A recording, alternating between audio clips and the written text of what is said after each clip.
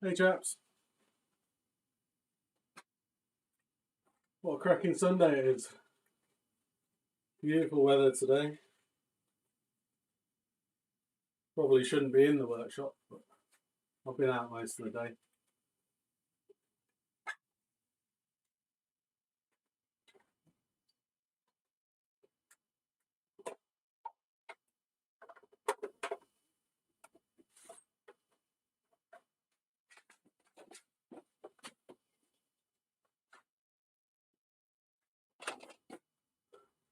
Right, let's see what we can do to this piece of monkey puzzle. If anyone followed it yesterday, I just got to the point of roughing out the outside, and that's looking nice today. It probably is going to need to dry for a fair amount of time, so now I'm just going to hollow out the inside. It's quite green, it's quite wet, so it shouldn't be too hard. I'm hoping, touch wood, but I've not hollowed anything out with. Wow, that's the first. That's the first. Things are actually working. Perfect. I might just move that up a touch. And just give that a tweak. There you go. You see how I've got to at least have a play. Is it bright enough? Can you see what's going on?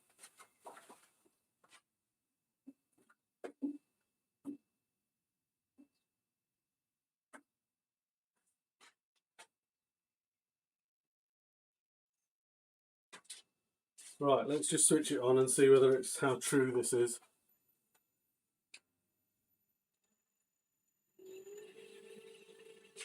Not too bad. Apologies guys, I'm just going to see if I can give you a bit more of a view.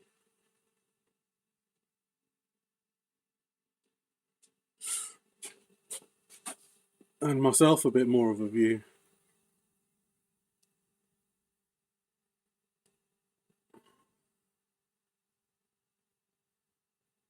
It's not bad.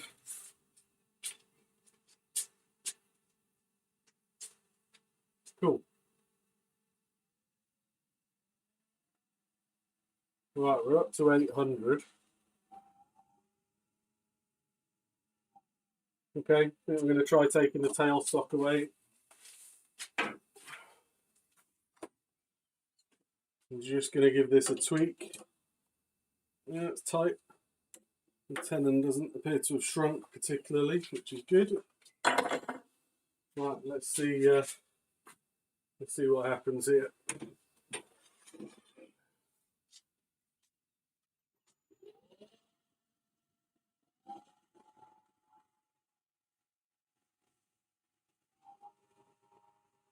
Looks okay. That's 1,000 RPM. I don't think I've got many complaints, so I'm just going to swing the tailstock away. Put that out of the way. Let's get you up there, around.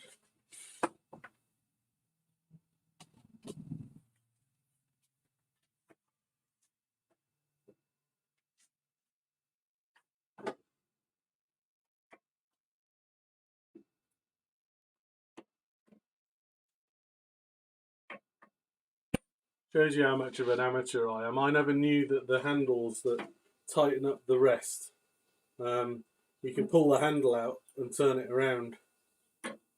I'm sure all you guys know this, right?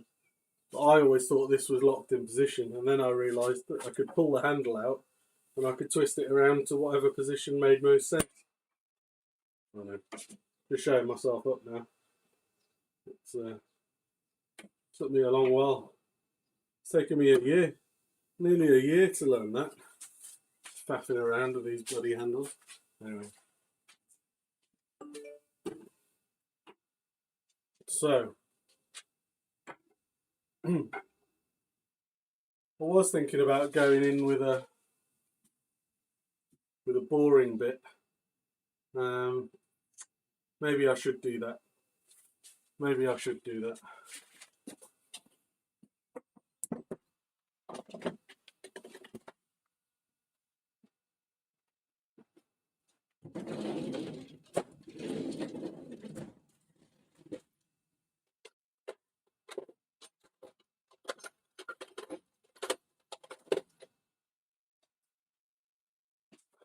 Maybe I should go in there. I think it's cheating personally, but I quite enjoy the process of whittling it out. But just for this one, hey Steve.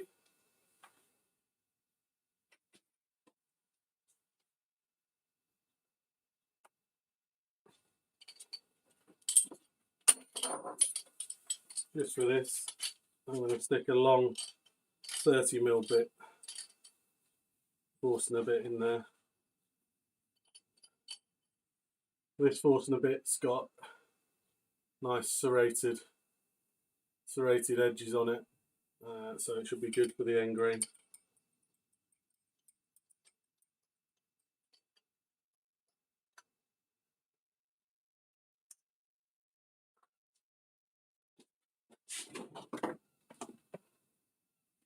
Get this tail got back into play.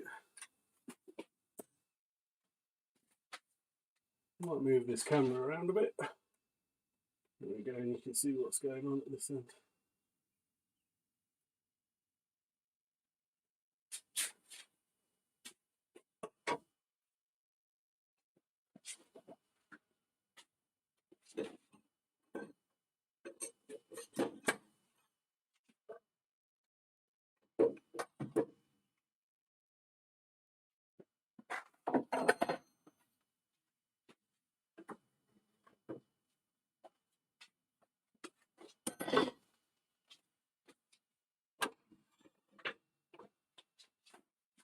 What's the trusted speed for Forstner bit, guys?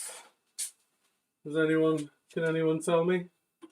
Is it about 400 RPM for a Forstner?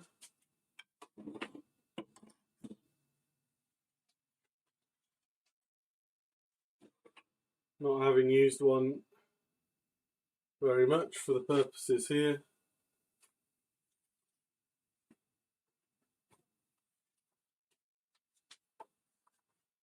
Looking a bit dark, isn't it? Let's just sort this camera out. If I increase the exposure 1 notch, we should be better.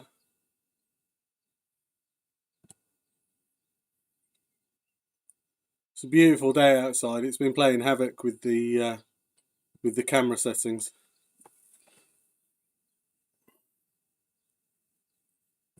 I'm going to open up. Doesn't look like it's going to play ball.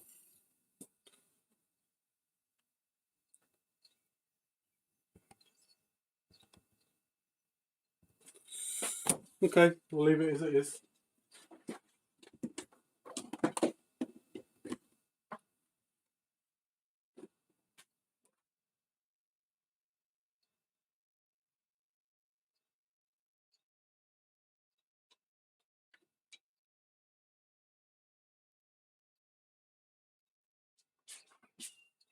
Yeah.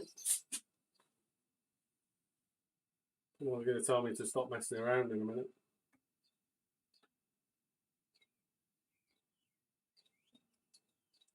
Not making any difference. Right, here we go. 4 to 500. Thanks, Gab. Let's get her down to 467. That sounds like a reasonable amount.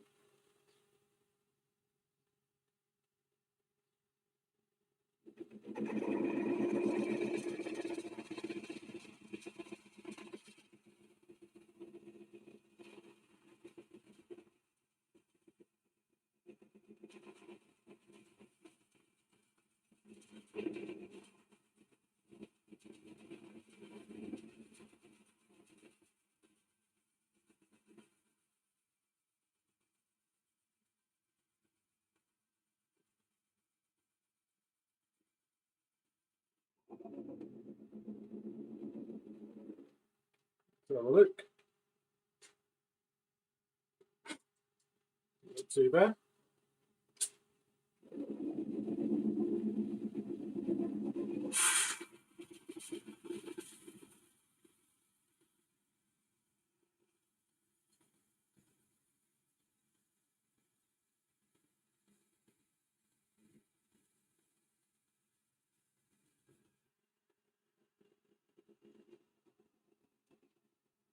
So I have a particularly short tailstock on the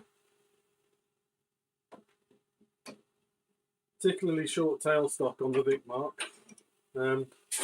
It's at 3 inches. So I bought this tailstock extension, which is a Morse taper 2 to Morse taper 2. Will hopefully give me enough of a fit. It locks in place. It's kind of strange fit, but it seems to work. I'm going to try that now.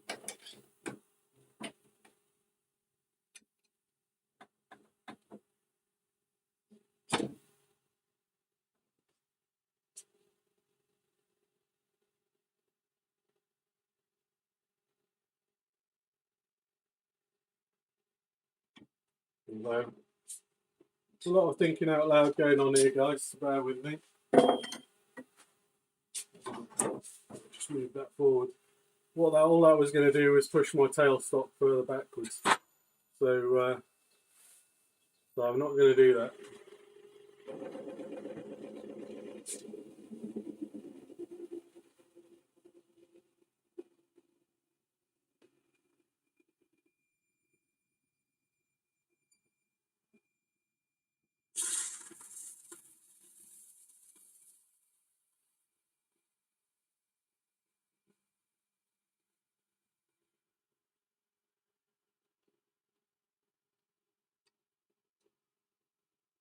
I shall just be very gentle. I've got my knee on the emergency stop. This lathe has an emergency stop, which is at knee level height. It can be a very annoying feature because you can tend to knock it with your leg quite regularly. But in this case, this seems to be making relatively short work.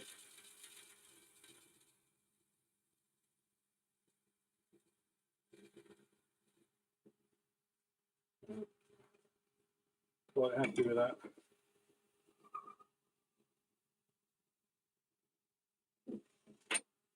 Very good. Right, that's the end of the live stream, guys. I hope you enjoyed the hollowing. I know I did.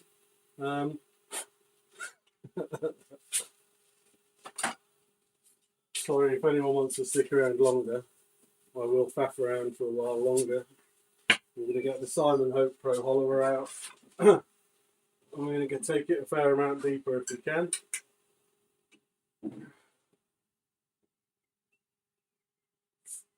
I know, don't give up the day job, right? I'll never be a comedian.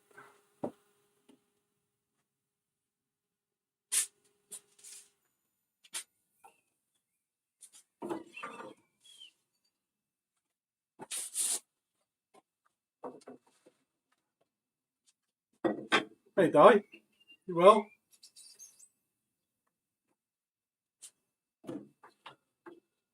Yeah, that could probably have worked here, Di, to be fair, because it's pretty soft wood. It's quite green. I'm hoping we might find that the Pro Hollower just eats this. If it were breakfast time, I'd say for breakfast. But we'll see. About on centre. Drop it a little.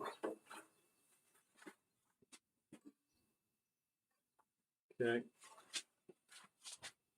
So let's Right, yeah, good.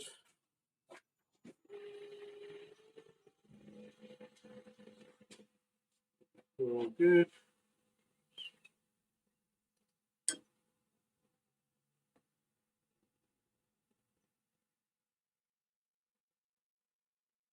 A bit more light on the subject. Right. Let's see what happens here.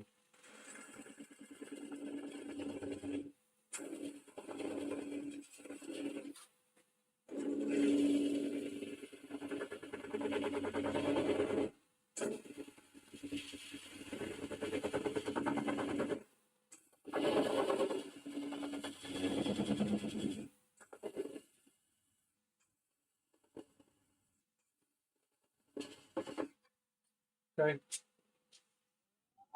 Get the speed up. Just starts to vibrate.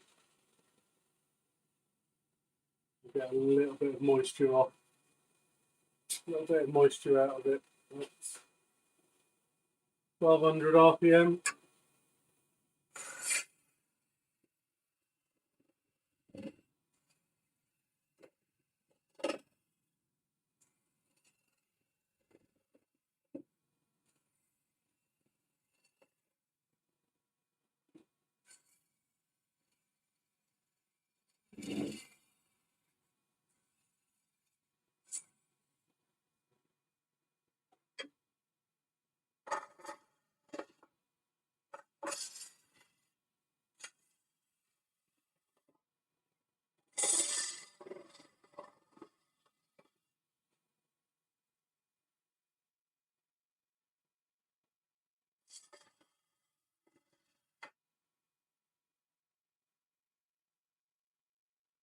Bit tricky.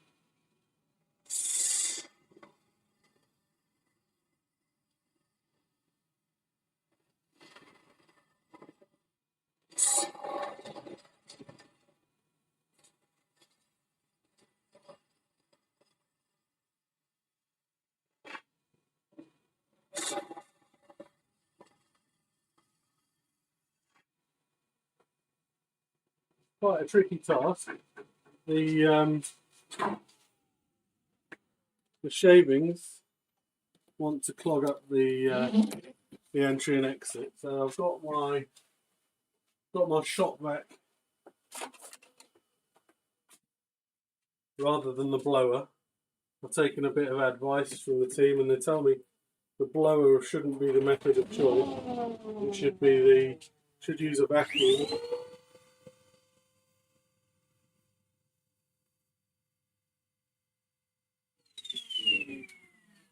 That's what I'm going to do. If I sound a bit tentative, nervous, or awkward, I kind of am a little bit. It's the first time I've really attempted anything like this of this size. Hey, Steve. Yeah, it's a good bit of kit, Steve. And if you put it on one of Simon's big handles, you really feel like you've got something to hold on. So I've got it on Simon Hope. Can't even get it in the picture. Simon Hope long handle with the red top, which I'm sure you've got, and then I've got the Hope Hollower, probably a little bit further than I need it, but you know, that far locked in. Take the bottom grit off. So yeah, have fun with that, mate. It's really good, really good fun.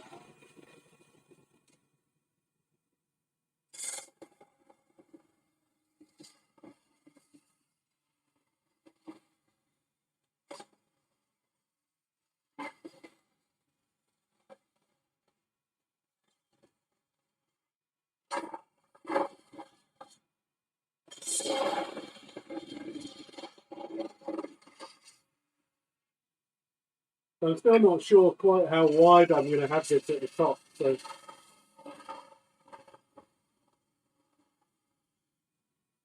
I think I'm airing towards. I've got to put the camera back, haven't I?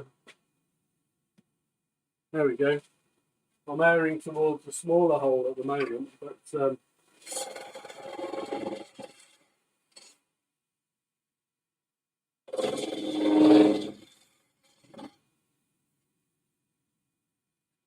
we'll see. There's Rick. Nobody wants to be filming the. Nobody wants to be filming the empty space in the workshop, do they?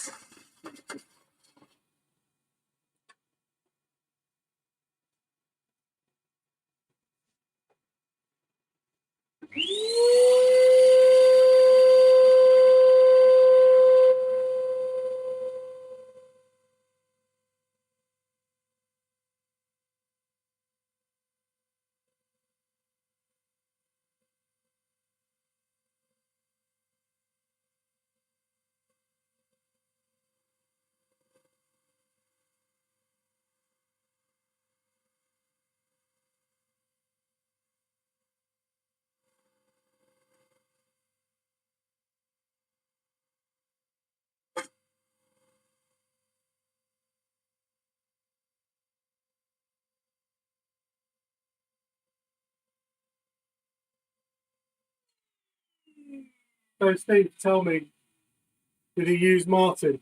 Sorry, did he use Alistair? Has he used Alistair as his source?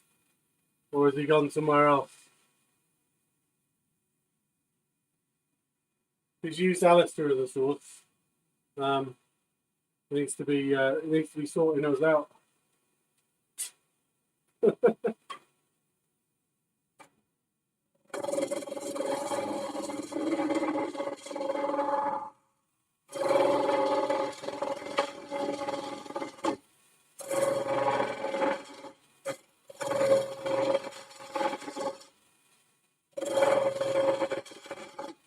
Okay, cool.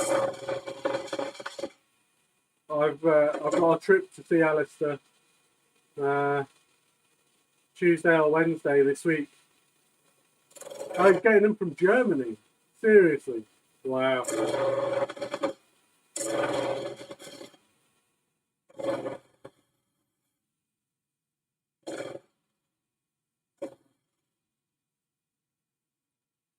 It's like, I kind of get why you'd want to blow it out.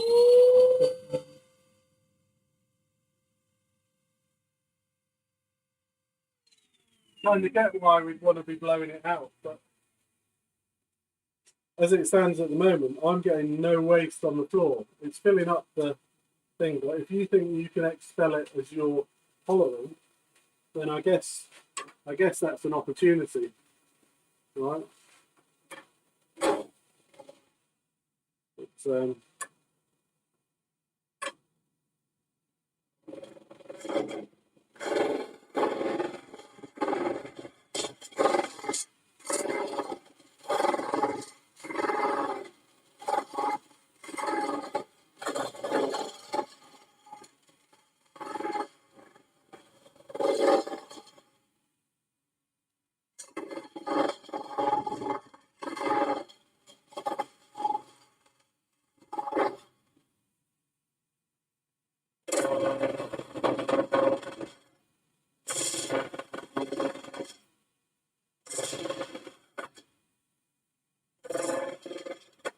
what I'm most nervous of here is getting a catch that sends this flying.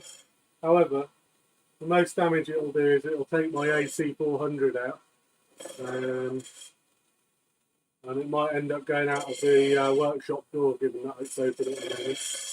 Although, to be fair, it might go through the workshop door even if it wasn't open.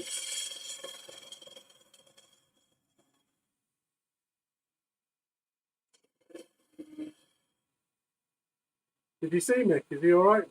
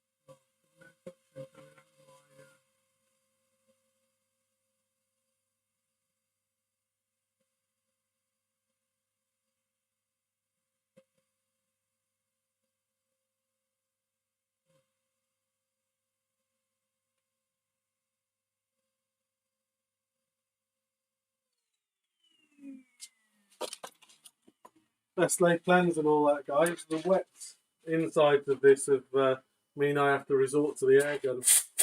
So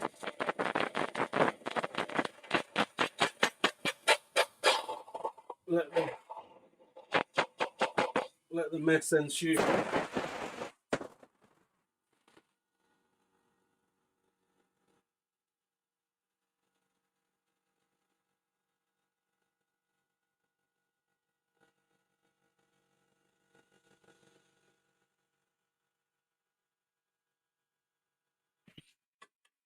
Cheers, Barry.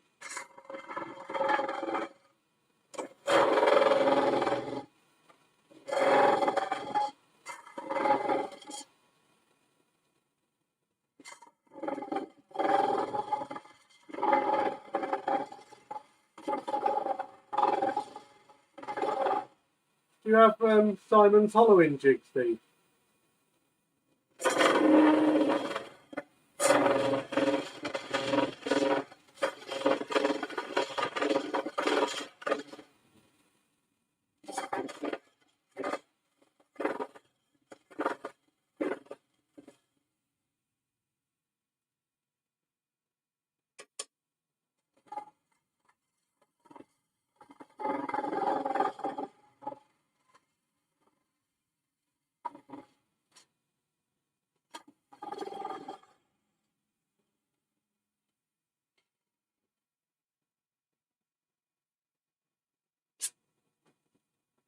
Okay.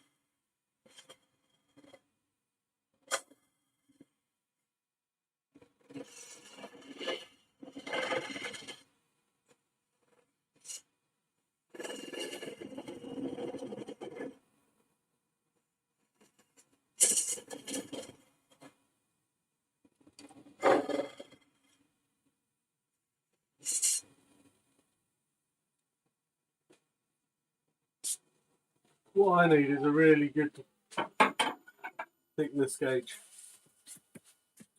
I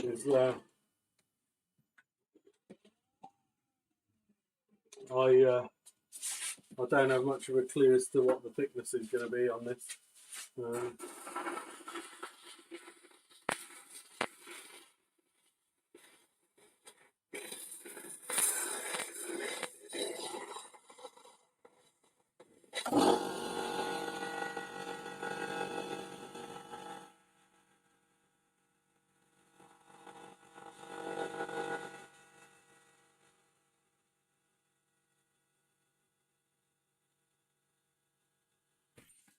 Tell you what's more encouraging than I expected is that the shavings are much drier than I thought they were going to be that are coming out. So I'm hopeful if I can get this to a reasonable place that I can get in. No, I'm just trying to see. Can I see how far down I can get? So there's a hole that goes all the way. Okay. So let's have a look. Whoa. So that's my current depth. 1, 2, 3, 4, 5. Probably 6 inches deep already.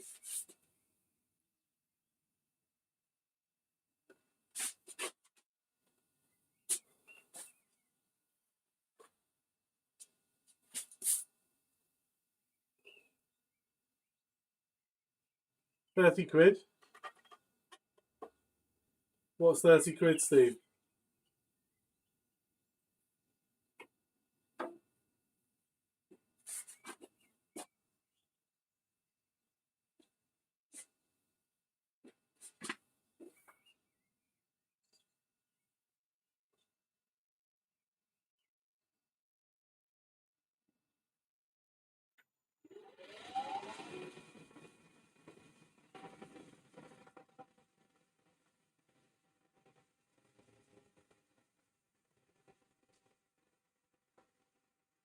Oh, right, yeah, I do.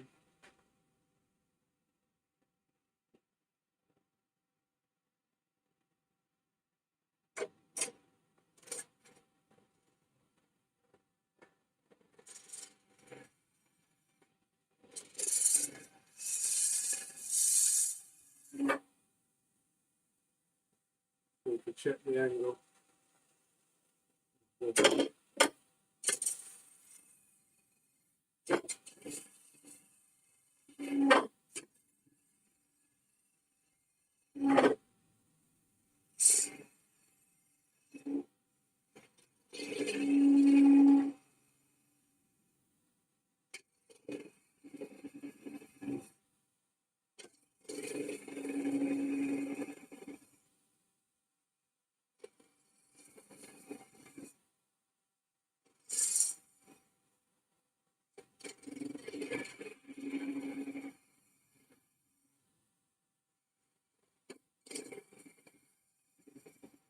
One thing you don't have to worry about is funneling motor bubbles.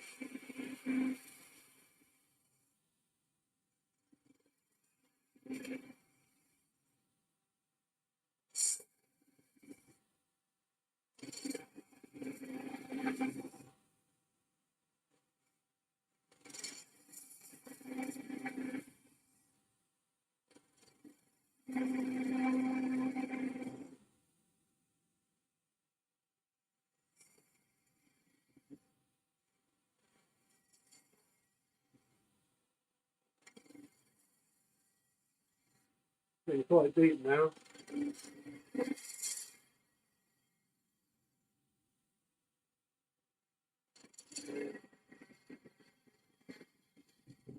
Don't know what the limitations of this Pro Hollower are in terms of depth. I suspect I'm probably getting close to a limit. A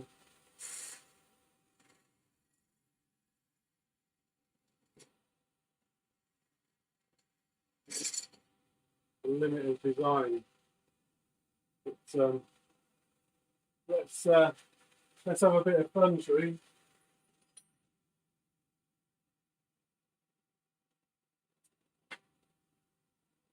We have a little bit of fun. I'd like a little bit of fun. Let's have a little bit of fun. Right. I'm going to stick a piece of tape along the top Pro edge. And then I'm going to take my marker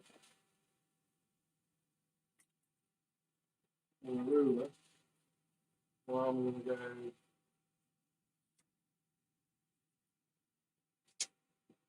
and I'm just going to mark out some inches on here. So 1, 2, 4, 5, 6, 7, 8.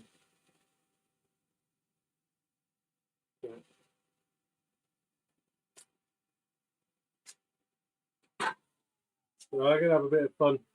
I just thought about this. I thought, why haven't I done that? Someone's going to tell me in a minute a good reason I shouldn't have done it. But let's say I need to mark the 45-degree angle point. So 45-degree angle on top is here. So that's 45. I don't know if you can see that. 45. That's the cutting angle for the preferred cutting angle for the tip, not too aggressive. And we'll put 1, 2. The reason I'm counting out loud is because that's what we do all the time with Wilbur, my 2-year-old. So, sorry guys, I do know that you can count to 10. What comes after 5, 6, 7. And if you're watching Wilbur, 8, 9, 10. Right.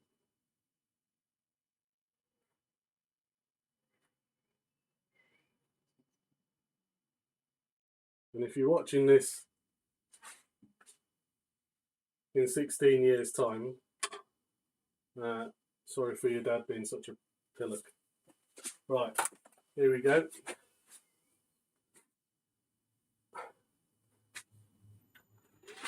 So let's test this out. Yeah, I do have the swan neck. Yeah, well, I don't have the swan neck on the Pro, but I do have the swan neck. So here we go. 1. Well, it's a bit more than 1. So that's 1.5. 1.5, 2.5, 3.5, 4.5, 5.5, 6.5. Whoa, 6.5, 7.5. Ah, okay. Okay. So is there anyone able to just do me a quick limit test on the Pro Hollower? Because I'm down to well, that's pretty much the full 7.5 inches. Thanks, Doug. Yeah.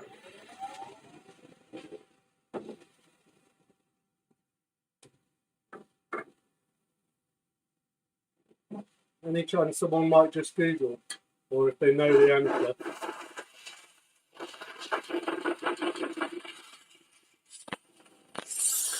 Tell me what the answer is for the depth of the Pro Hollower.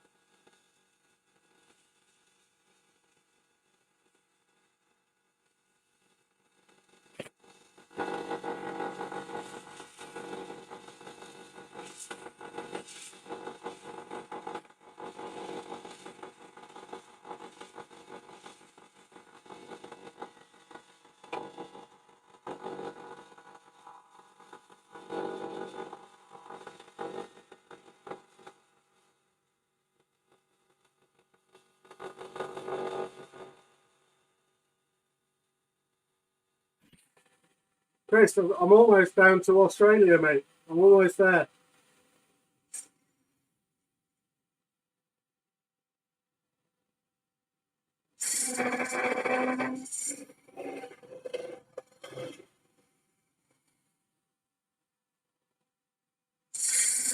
No, you're not just egging me on there, are you, Steve?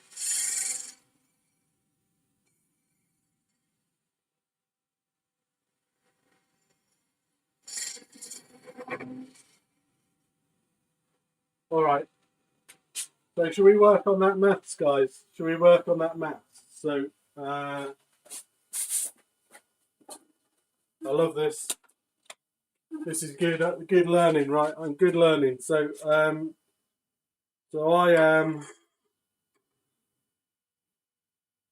There we go. Where are we? So I'm 7 inches deep. And I have...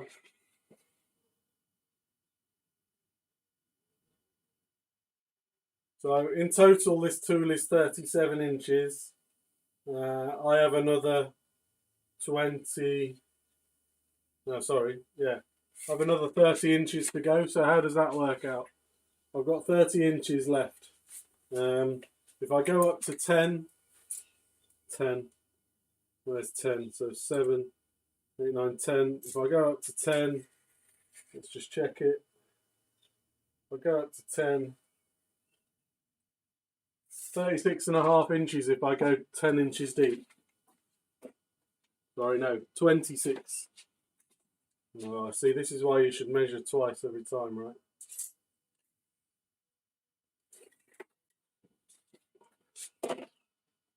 If I hollow to 10 inches, I'll have 26 inches of handle. Does that sound in the zone? Alright, Gav, thanks, mate. I'm glad we did that, though, because I had no clue. I had no clue.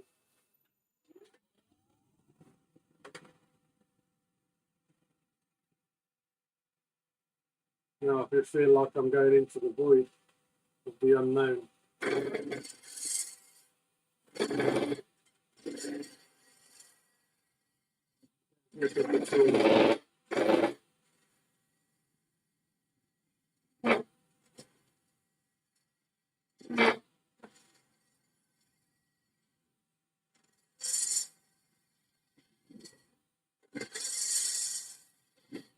Feels like a lot over the hang, but we'll see.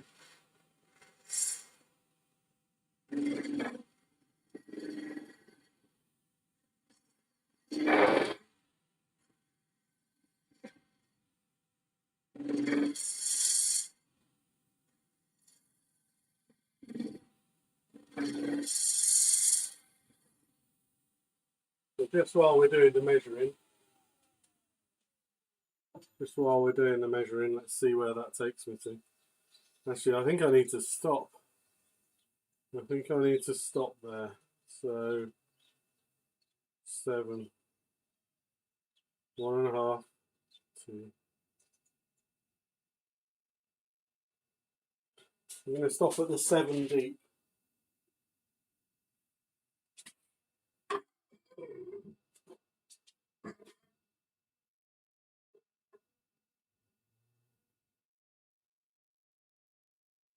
Stop there. So stop. Let's stop properly hollowing it there. Yeah, I think I'm good at that.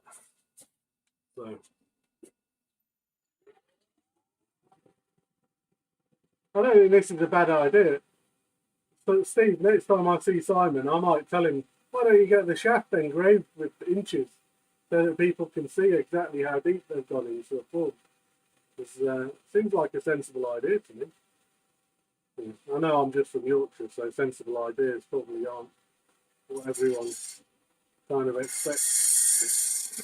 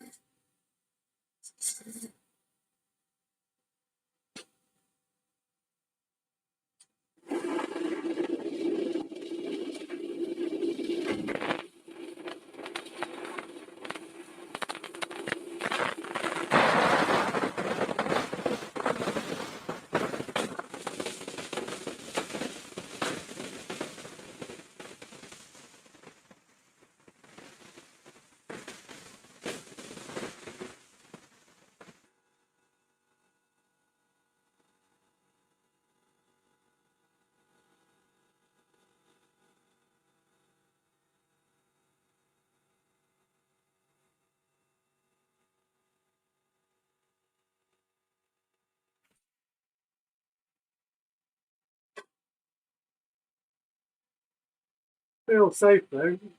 Feels safe. Feels safe at that depth. And at 45 degrees, feels safe.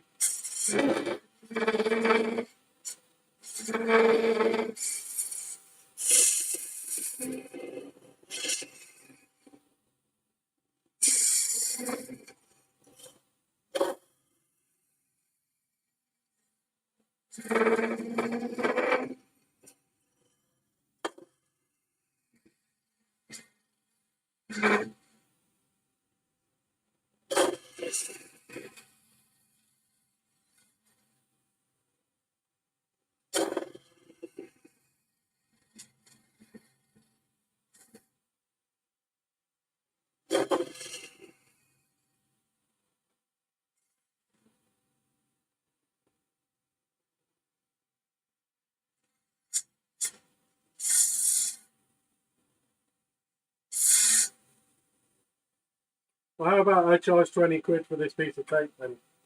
We can always do that, can't we? Yeah, I think you're right.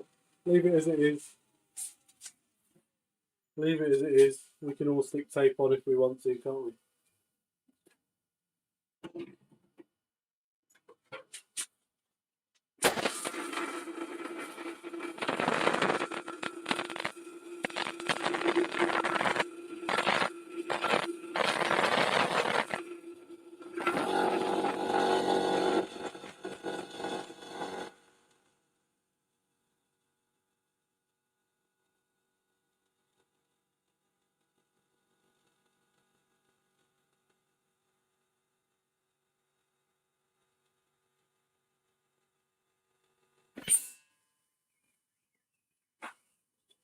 Okay. So, about an inch thick, I think.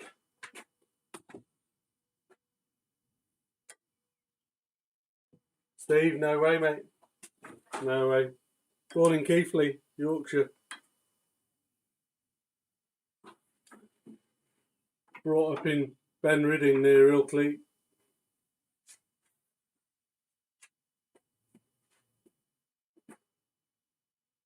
Lived in Yorkshire pubs all my life.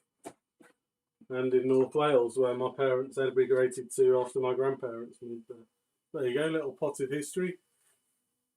My wife's from Essex, Steve, so I suppose that hopefully that counts for something. And people won't not want to be my friend anymore.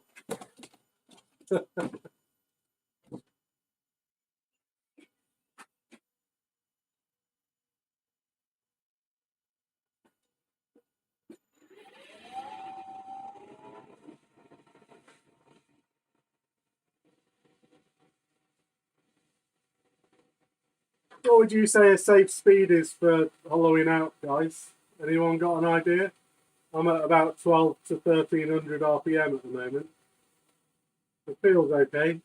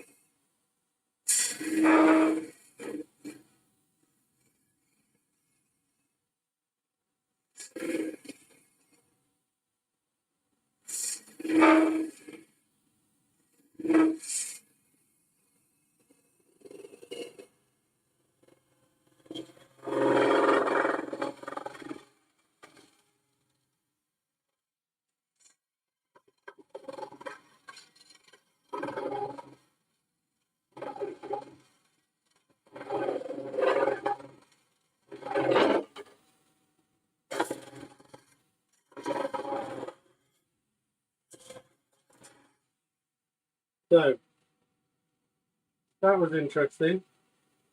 I think that's me hitting the inside of a relatively mature branch junction. I don't know whether anyone anyone noticed that, but I got to about here,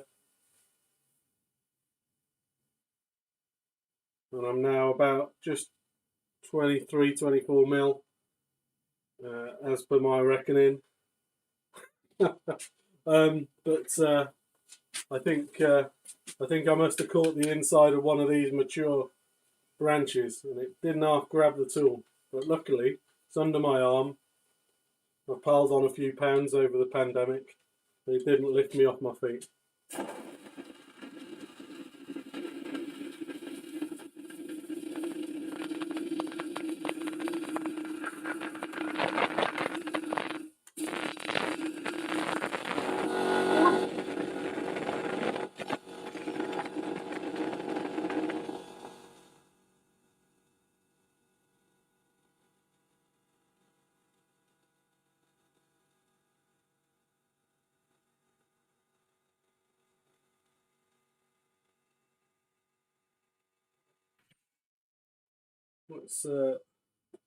Let's do this.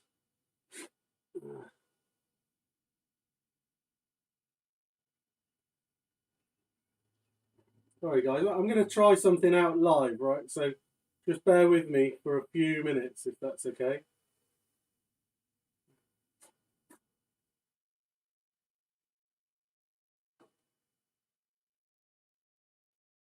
Yeah, there's the offender.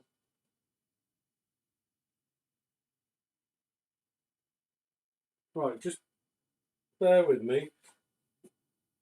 Photos.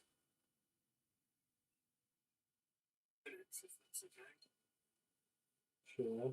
Drive.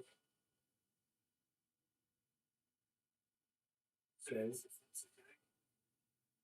Right, just bear with me a couple of minutes, guys. Trying something technical. I'll be interested to know what you think if it works. I don't know why, it just came to me as I was doing that and thinking, wouldn't it be nice if...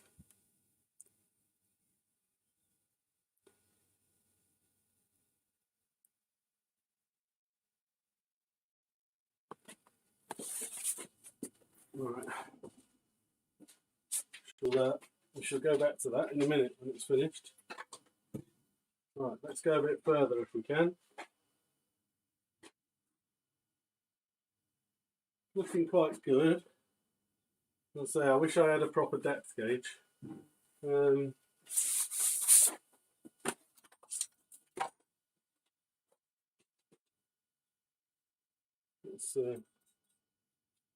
think Mike Pierce has got a YouTube video on the creation of quite a nice depth gauge, which I should have a look at. I think. Exactly not out. That's out. Okay. So gap, gap, gap, gap, gap, gap, gap, gap, gap, gap, gap.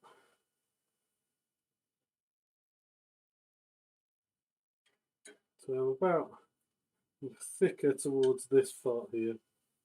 Good there, good there, good there, good there. Just over an inch. Right.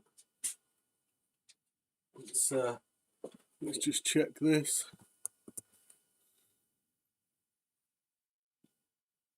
There we go.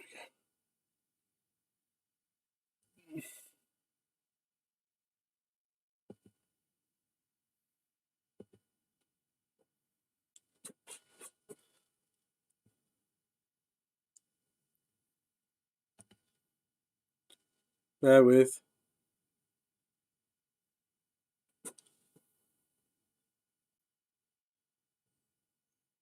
Let's have a look here. Are we up yet? Download.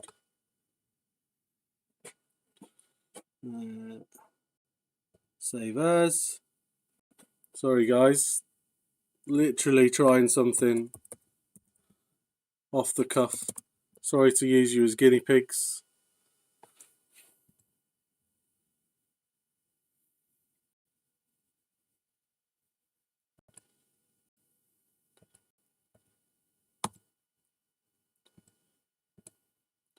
Right, so add video,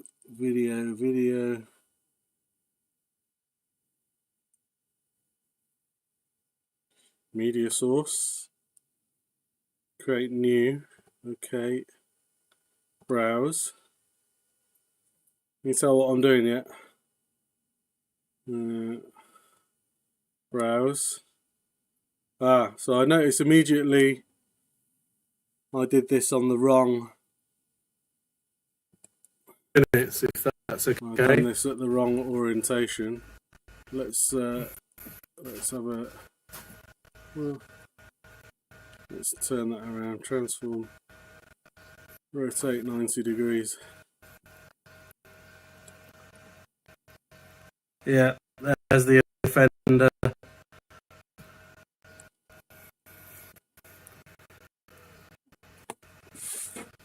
How does that come across on the screen? Did you see that? Try it again. Minutes, if that's okay. So, are you picking that up on the screen?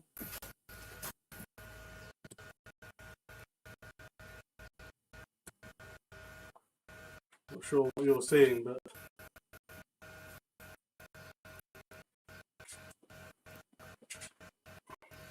yeah, there's the offender.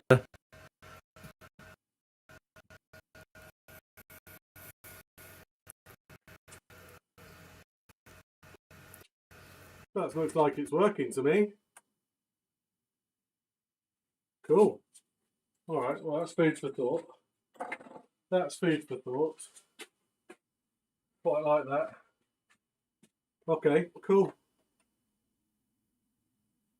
Well, that's an innovation for me anyway. I've not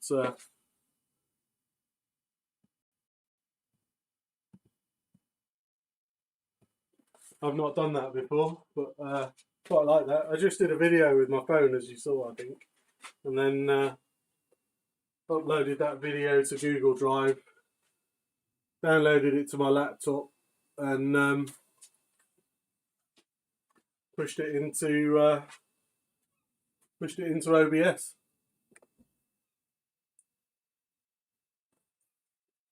Okay, right. So let's have a look. Okay, so I don't want to go any deeper. As you can see, I'm off the chart. Let's see if I can get up any further without. Oh yeah, 7. So I'm to here, which is about right because I kind of want a nice. I'm going to try and do a Moorcroft style vase, spice jar. I may even do a lid for it, but I'm quite intrigued by trying to do a small form. But if you know the Moorcroft pottery, which I'm sure you all do, they do spice jars, ginger jars, right? Ginger jars. And maybe I could make this a ginger jar, or I could take it a bit further. These strike me like the slip patterns that you regularly see on Moorcroft. I'm going to refine it around a little bit more. The base actually is a lot wetter than the top of the branches, which this was the piece exposed to the elements, and this is the piece I cut off the lump. If you didn't see the lump, let me just change camera.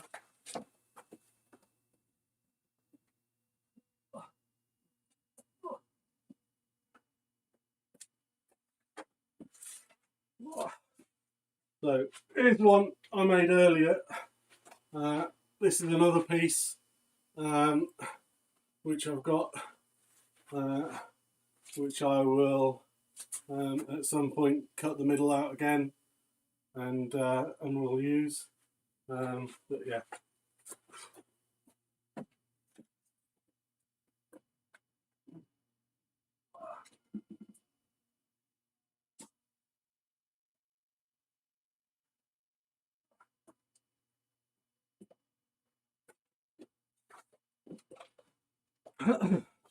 And then I've got this, which is another piece of monkey puzzle, which you can't see.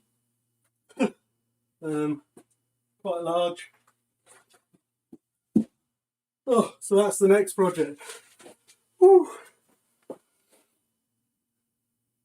Minutes, if that's okay.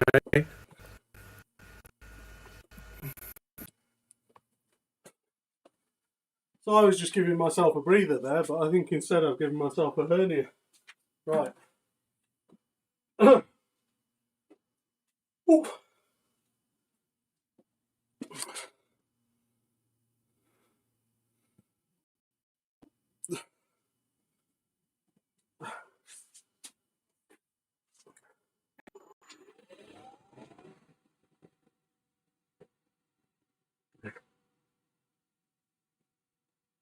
Oh, honestly, I'm out of breath now.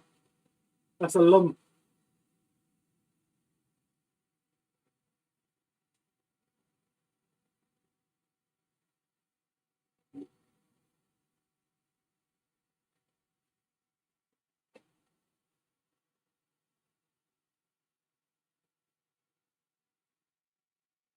This piece, this is a lump.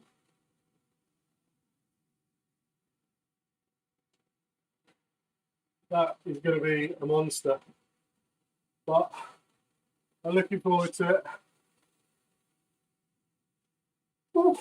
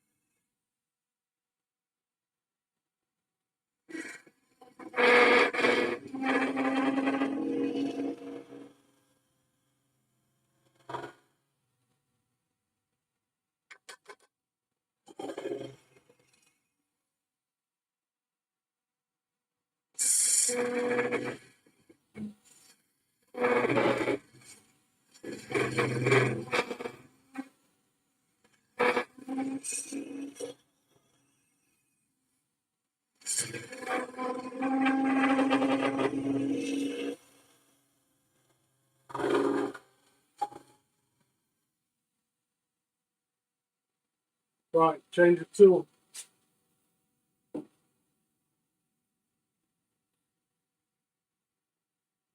Long handle.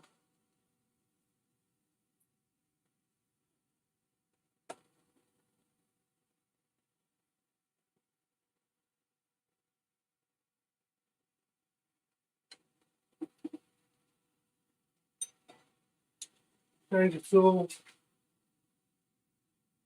Where are you?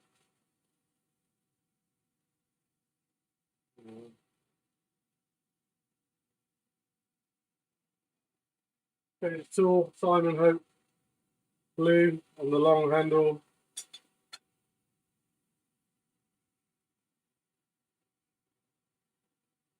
I think this is the 10mm. Check. This is the 10mm HSS follower. Flat.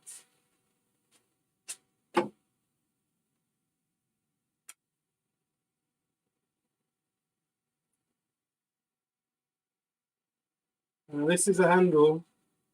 This is a tool that I think deserves the grub screw. Steve, have you got the grub screw handles, or have you got these quick release handles? If you're still there, Mr. Jeremiah.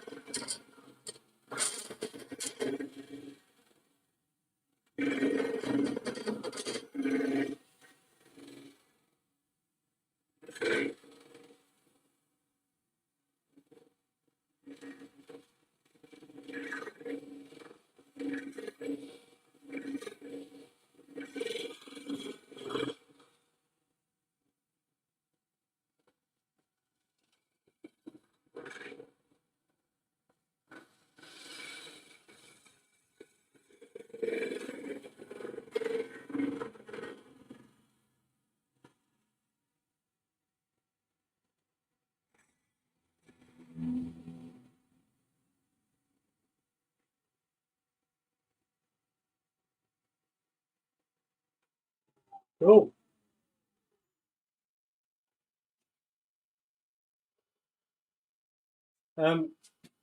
Steve, my initial thoughts uh, on this tool, it doesn't mix well with the blue quick release. Now, which might mean I need to go to Simon for a grub screw, but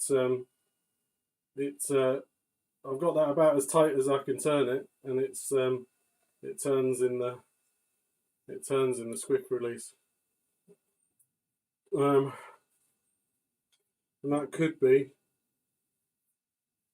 because the others don't suffer with this. That could be because it's a flat bar. So there's a flat here and a flat here and rounds here. I might have a chat with Simon at him next time I chat with Simon next time I see him.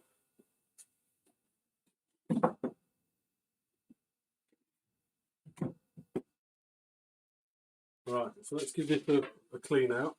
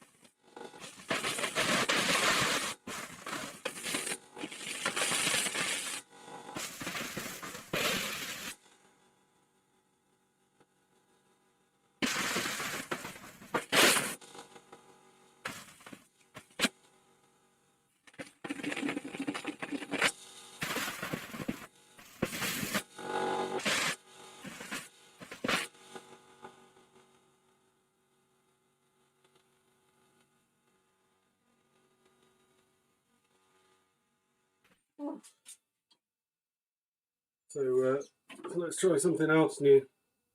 Let's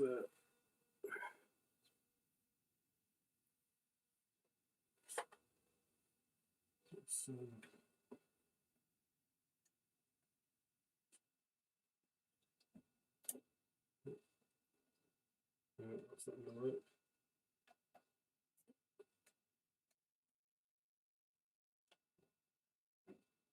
I should say, don't mess around with your camera setup while you're live. Anyway.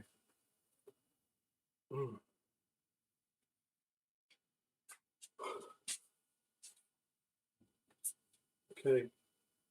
So I've undercut that. I've left about 10 mil, 12 mil just inside the neck.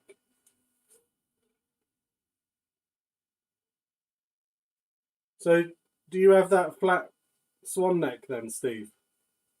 You don't have the flat swan neck? Okay, fair enough.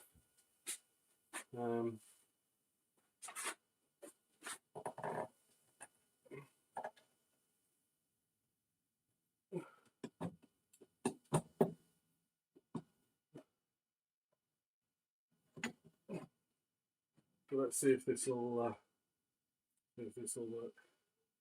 Right. Let's try and give you a little bit of a more detailed view of what's going on inside. But it's quite a nice finish on the inside. Cavernous it kind of looks there. It's and you can just about see the undercut.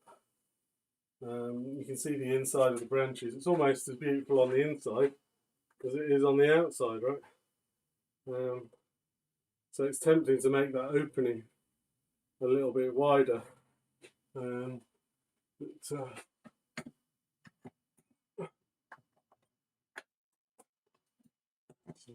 yeah. Let's just put that there.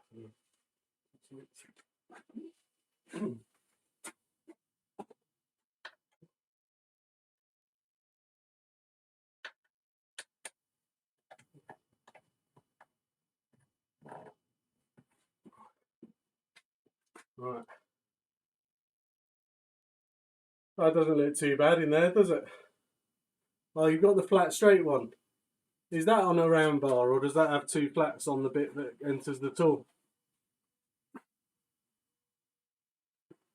So I'm tempted just to do a bit more shaping on the outside, just because I've got this down to about 15 mil, I think. About 15 mil. I think I'm just going to go one more round with the long handle. I just want to make sure I've got a nice even thickness throughout, so it dries out in the same way.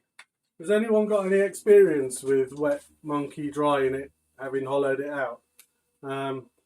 It doesn't strike me as a wood that's going to crack as it dries, but I might be completely wrong, and find that it will absolutely crack and splinter all over the place as I get through this. But let's see.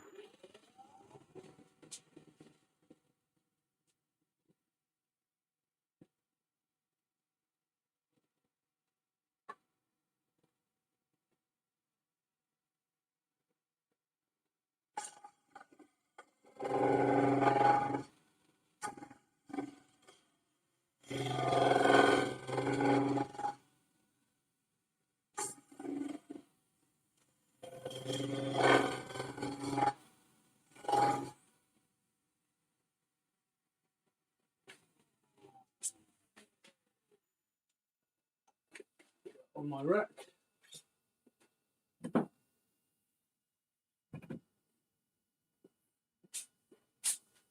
It's better. That's better. Right, good. Okay. Well, I suppose it doesn't have the potential torsion on it that the swan neck does, so there wouldn't be any threat of it spinning. To be honest, I'm not that worried. I wasn't that worried about it spinning out of the handle, to be honest. Not that bothered about it spinning out of the handle. Just more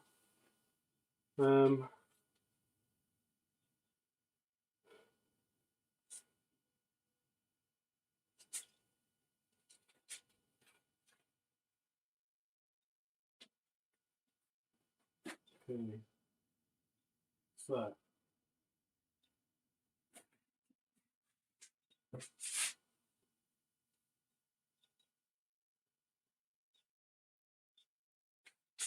let's just refine this end now.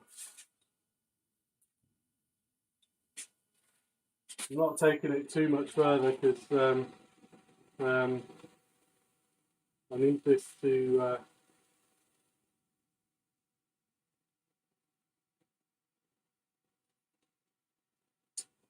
yeah, thinking twice. Safety first. Safety first.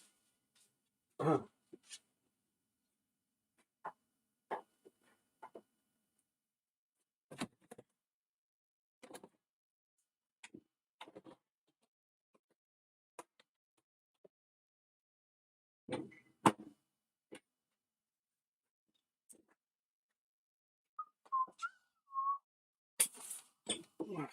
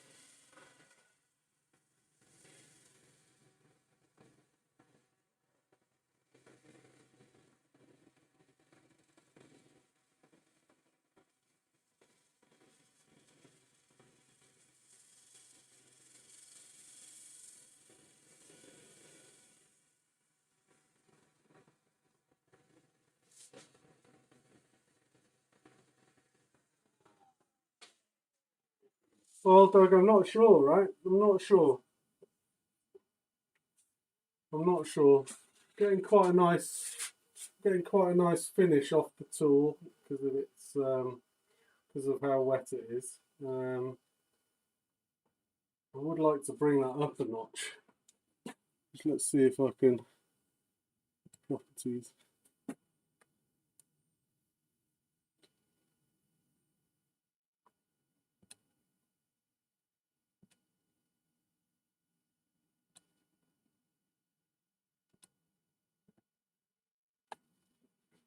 So,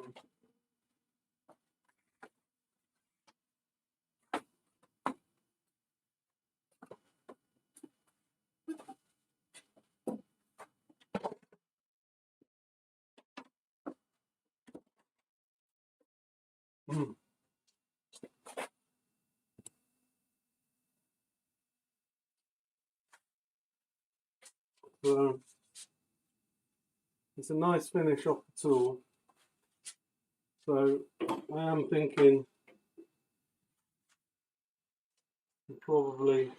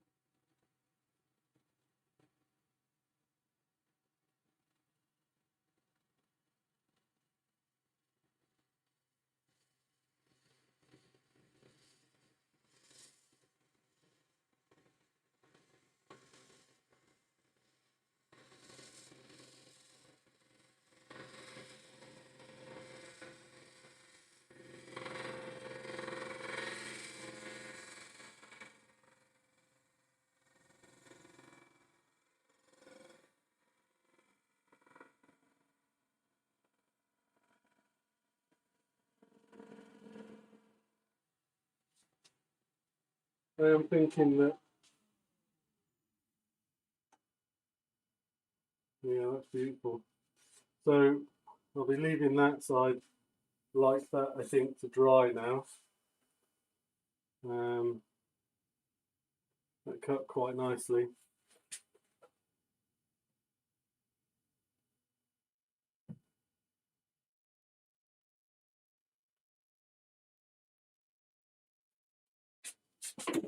And now I'm going to take a cut down to the back to get a relatively nice finish on the outside prior to packing it.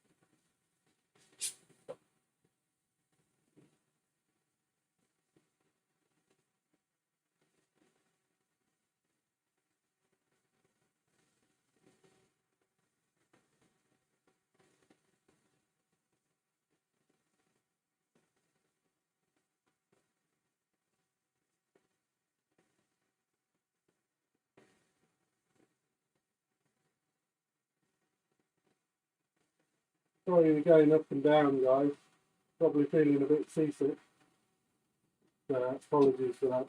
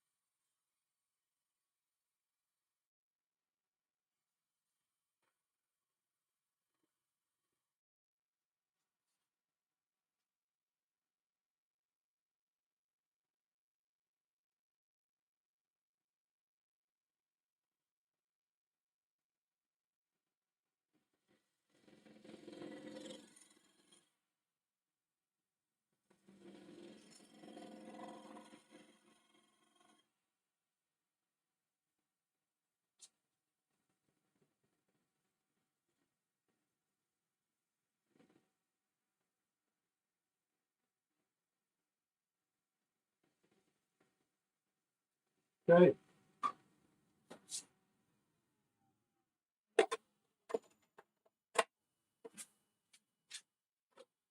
I'm just about on the shape.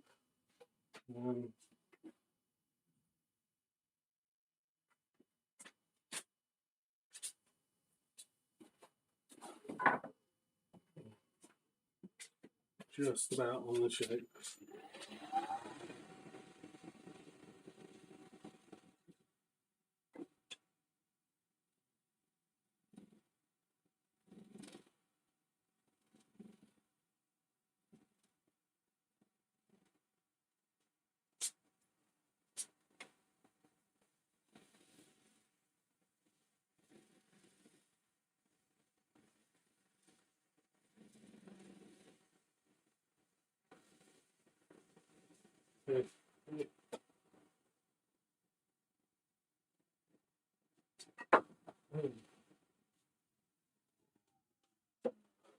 So I think that's it with the roughing out. I think I'm done. What, this helmet? This is my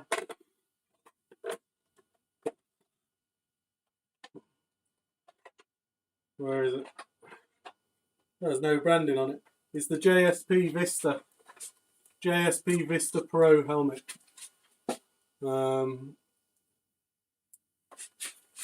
It has sun guard, which obviously you don't need. Although I've got overhead lights, so it kind of helps.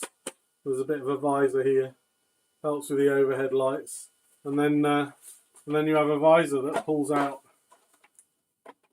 of the faceplate. It goes down to about the middle of your chin, but when you've got your head over your work and you're down, it protects all of your face. So I quite like it. 30 quid, £30. It's got an anti-fog screen on it, and if you use this anti-fog solution, can't remember what it's called now. What's it called? It's called Calo Spot.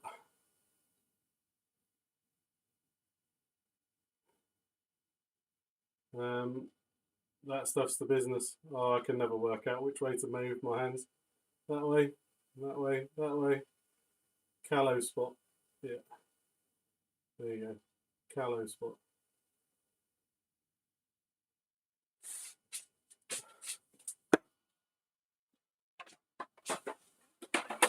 Yeah, so I'll get this moved off, taken off. And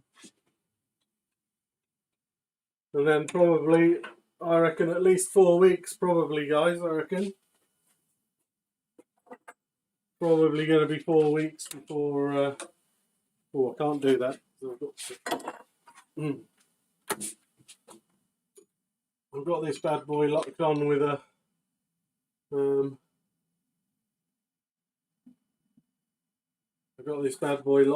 a, protective collar, because yesterday it tried to unscrew itself. So I had to, for the first time, attach the chuck safety collar off the lathe, and it absolutely did its job, and I'm glad I spotted it when it was working its way off, because last thing I wanted to be doing was eating Monkey Puzzle, especially a lump this size.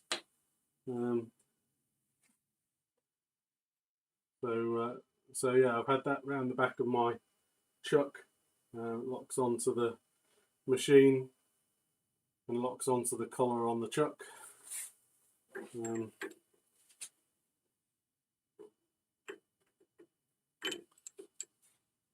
when not in use, it makes sure that the handle never comes off.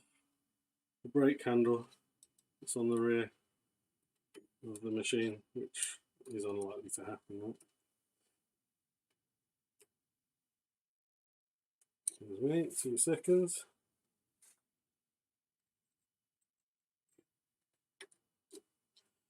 Never worry about saving time for safety.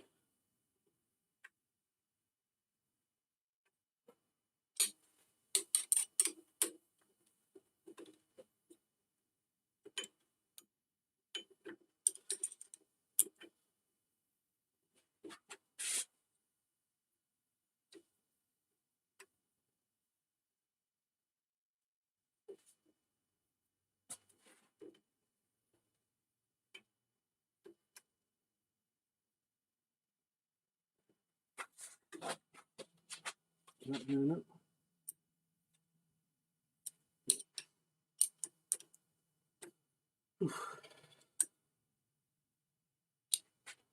Right, good. Right, let's have a look at this thing up right now.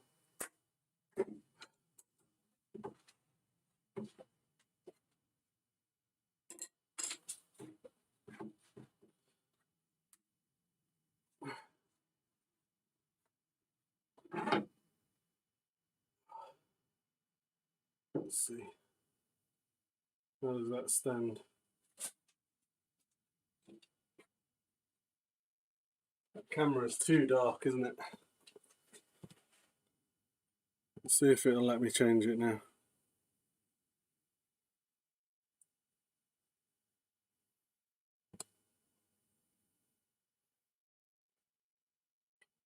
Not going to, is it?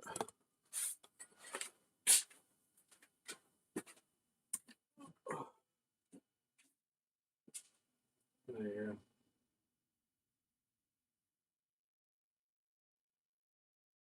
So yeah, looks like it stands okay.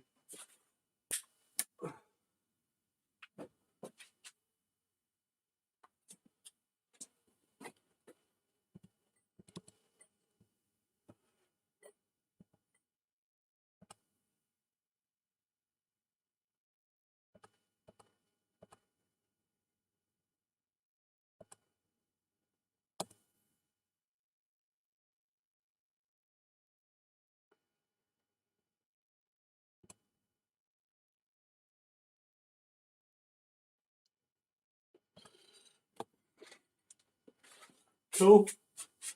And now I've got a long while's worth of anyone that's used to turning wet wood. Would you leave it on the chuck or would you take it off the chuck? Given that by the time I want to rechuck it, it might have moved. What do you think? Kind of feel like leaving it on the chuck, but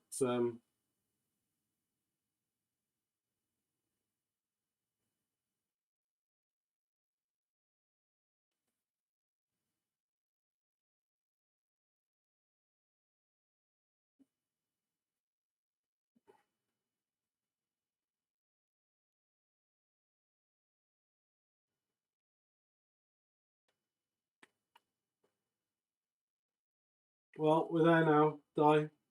It's a bit wet, so I shall be letting it dry. I might put some PVA around the lip, but otherwise I'm going to leave it. I think I don't know, Gav, I'll keep monitoring it, but I think it's going to be, the branches are pretty good. This top piece is pretty good, but from here, I don't know if you can see, there's a change in colour. This change, about here, there's a tide mark, and it goes around to here. This is pretty wet. I don't really need to use it, Steve, to be honest. I can live without it, I think. I've got two more. They are my favourite jaws, the shark jaws, but I'm mainly focused. The next week or two, I'm mainly going to be focused on these bad boys, and trying to make some puzzle balls of sorts out of these quite nice pieces of yew. I shall have 3 of these soon. So the only trouble is I quite like this one. I like this one more than any of the others, and it's very tactile. So I'm tempted not to drill holes in this one, as it's quite nice. But you think I should return the tenon, Tommy?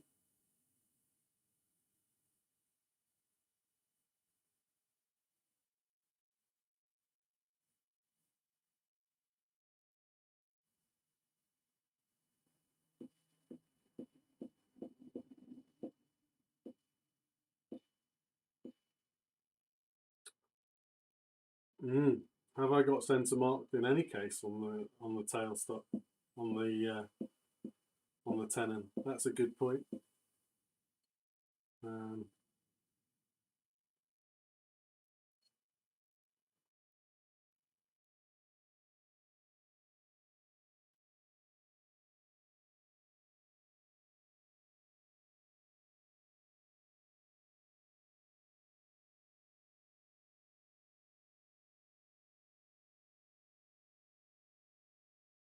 Okay, well, looks like I might do that then. We'll check that out and give that a go. And I'll get these pieces of view. I'll get these pieces of view done. In fact, I might do that now while I'm here. I might do that now while I'm here.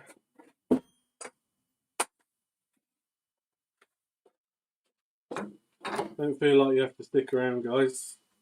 All I'm going to be doing is just truing up this piece of yew.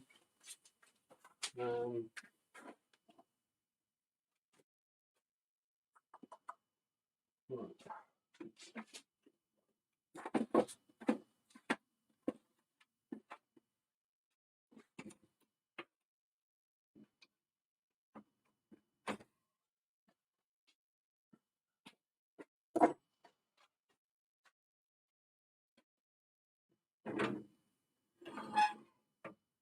Yeah, it's true, Steve. Very true.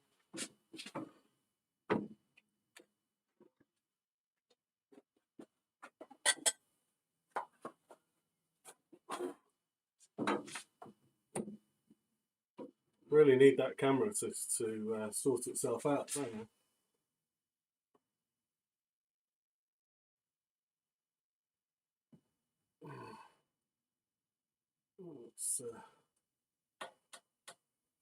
Let's move the picture over to this one.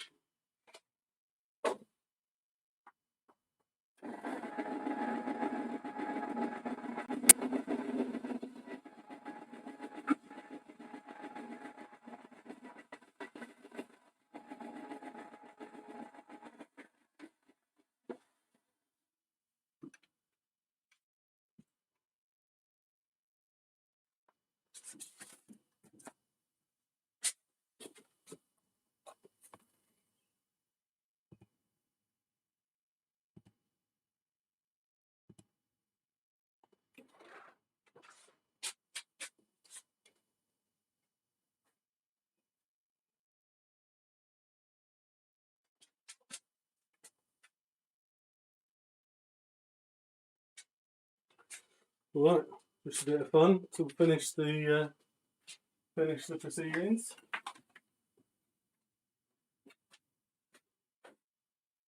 Oh, I need to dry every tool now that I've used today.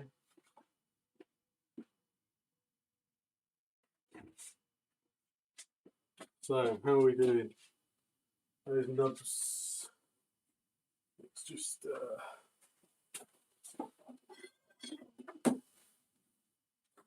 get the blue.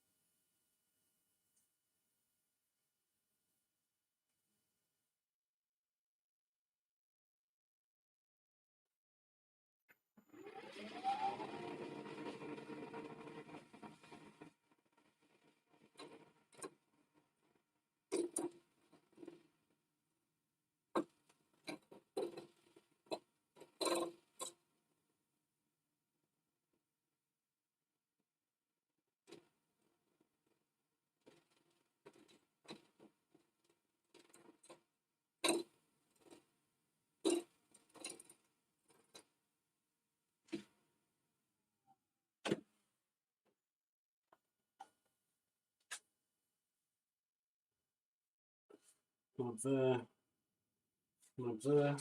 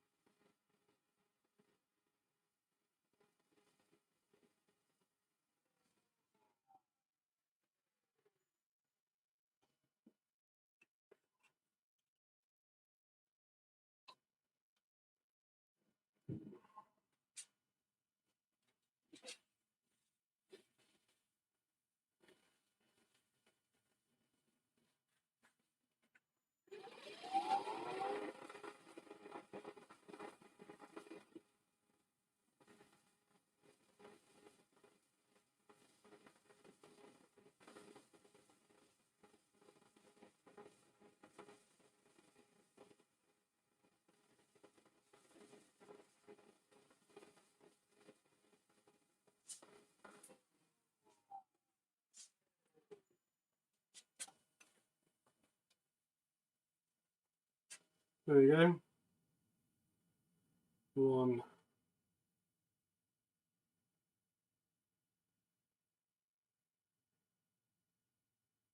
One ball.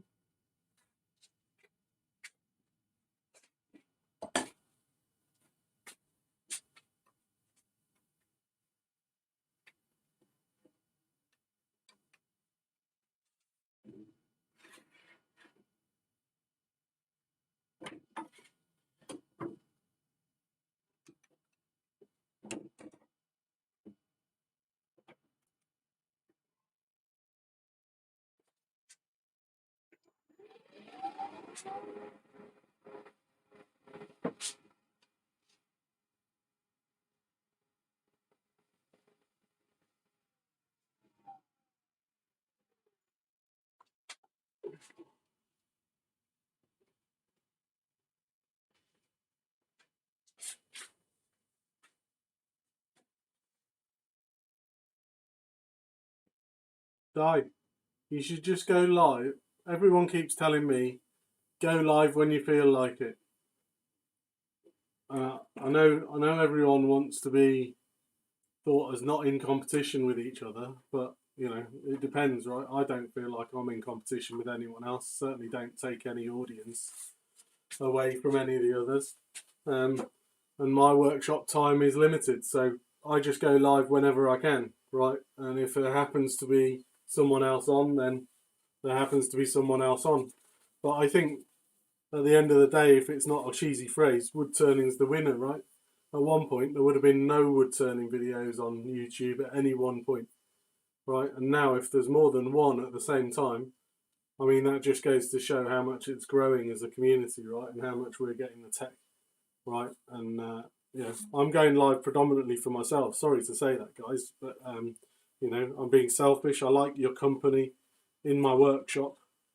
I like the feeling of, you know, there's someone there watching, and I'm not going to stop. And you know, there are times where I look at the schedule and think, yeah, I could delay for half an hour and what have you, but you know, I really do feel like we should be in a mode, all of us, of accepting that if one person goes live at the same time as another, it's not a competition thing.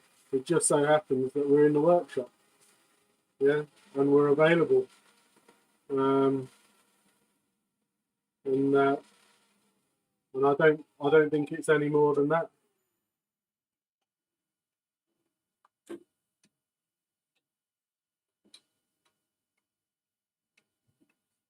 So if I was you, mate, I'd find the spot that works for you personally, and if someone else is in it as well, then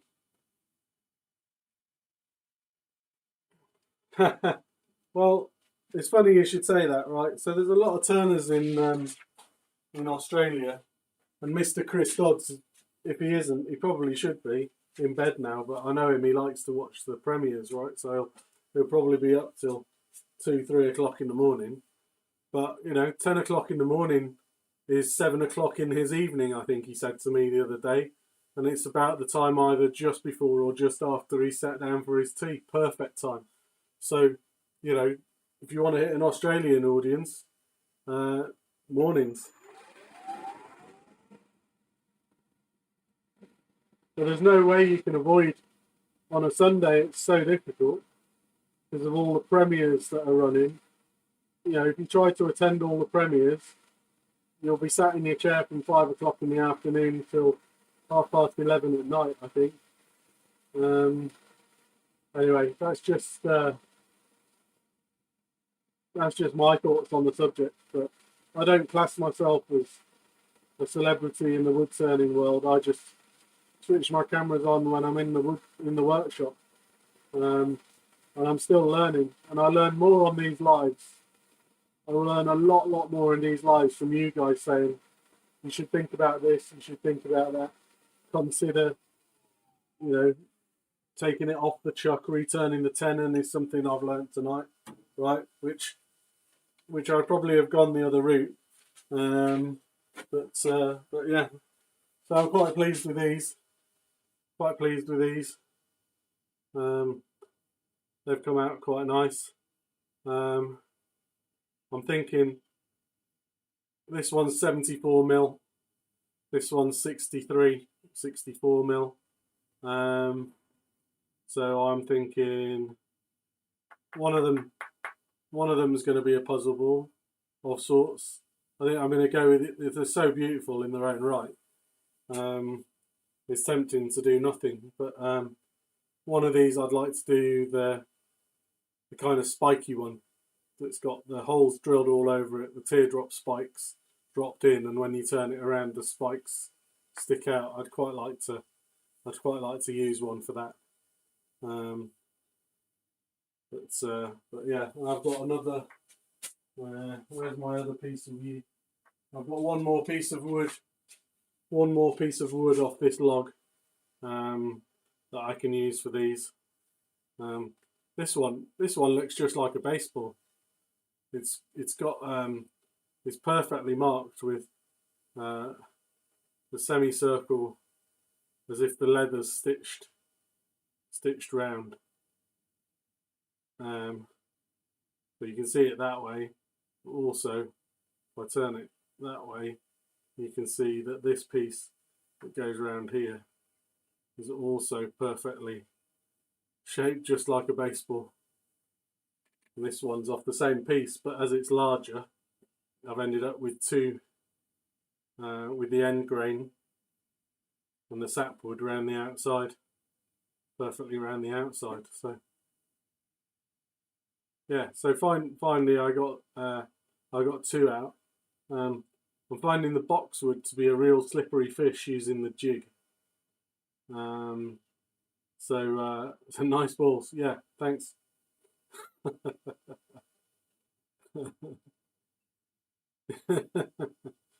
Yeah, well, you know, it's getting to that time of day, guys. We're all a bit tired. I need to have some tea. You know, this one's a bit bigger than that one, so I should probably go and get them checked out. Boom, boom. Right.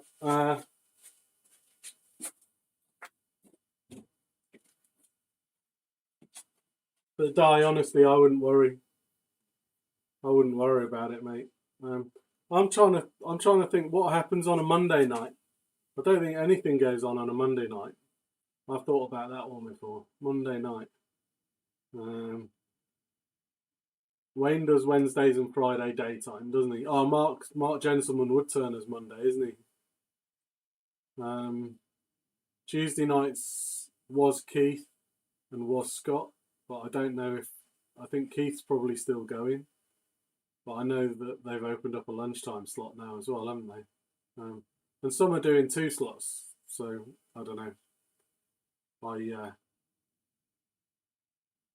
honestly have a look, but most of the time I just switch my cameras on and we go for it, right?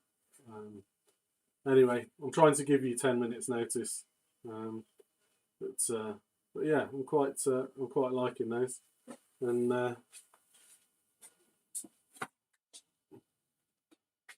we'll next see this bad boy sometime in the future. So yeah, let's watch this space. Let's hope it dries.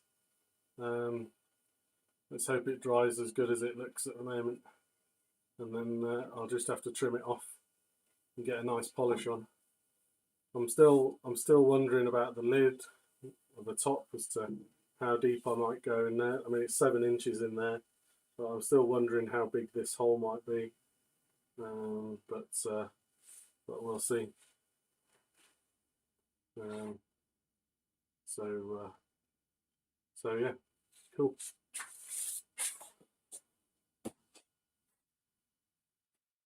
Yeah, I say the same. That's what I say. Do it when you can.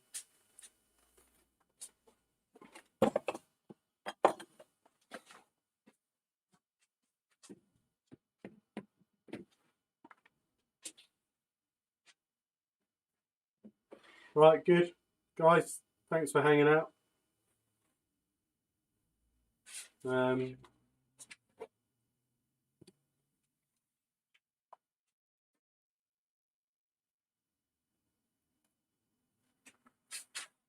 thanks for hanging out. Been not an unsuccessful afternoon. Nothing came off the chuck.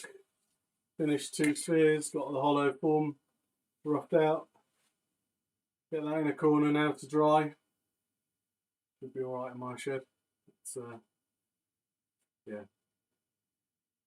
Yeah, I think so, Barry. I think so. I think it should be like that. Go live when you want. Cheers, guys.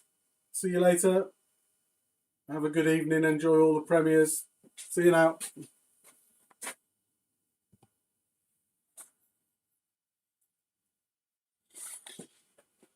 Oh, Rob. Wait a second, Rob.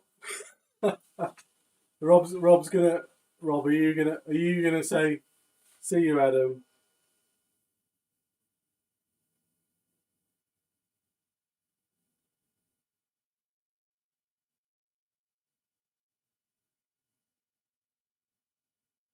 I've gone nowhere.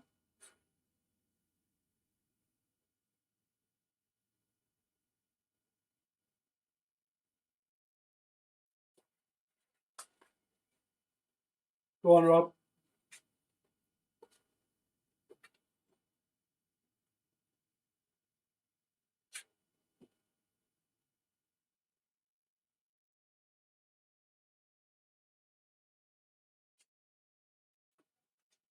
You can ask me a question about why I haven't got a headset in and why it sounds okay. I don't know.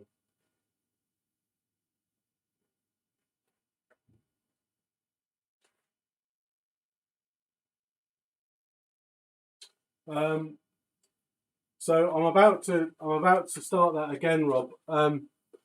So I guess I'll let you know. I have had a thought. I had a lot of trouble last time doing it, and this time I'm thinking, well, for a start, I've bought myself a decent compass set with a lockable compass, right? So that I'm not twisting something in the top to lock it. It's a real solid lock in the middle. So that stays the same. I'm going to use the formula that's in the book and create an Excel spreadsheet of all things, right? Well, Topham, yeah, see, you see, I'm quite lucky with these, Rob. I'm quite lucky with these. That's the end grain there. So that's the top, and that's the bottom. So I know where the top and bottom are on mine. I've just gone through the end grain. Otherwise, I don't think it matters too much, Rob. You just need to be able to know where your first end grains are. And similarly with this piece, I'm going straight. We're going straight down the middle here. And same on this side. Straight down the middle here. That's my thoughts anyway. We'll see how it turns out, right? But I don't think we'll be too far off by the time I've got there. The marking out was my Achilles heel last time, it really was, because I ended up with 2 holes too close to each other, and then when I drilled, they joined each other, and then I ended up with an owl, effectively. Yeah. All right, mate. Cool. See you later. I'll let you know, mate, as I go along. I do have a plan when I put the satellite points in, and I've got them evenly spaced, to Dremel each one. I'm going to Dremel each one 20 mil straight in, and then I'm going to use that as my founding hole for the drill or for the tool. Before, I just relied on lining up the pen marks, and I found some of them wore off by the time I'd finished. So I'm going to mark it out, I'm going to get my Dremel out, and I'm going to drill a pilot hole into each point, and then there's no chance of missing it, right? That's my plan anyway.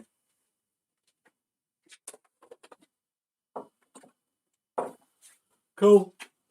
Cheers, everyone. See you later.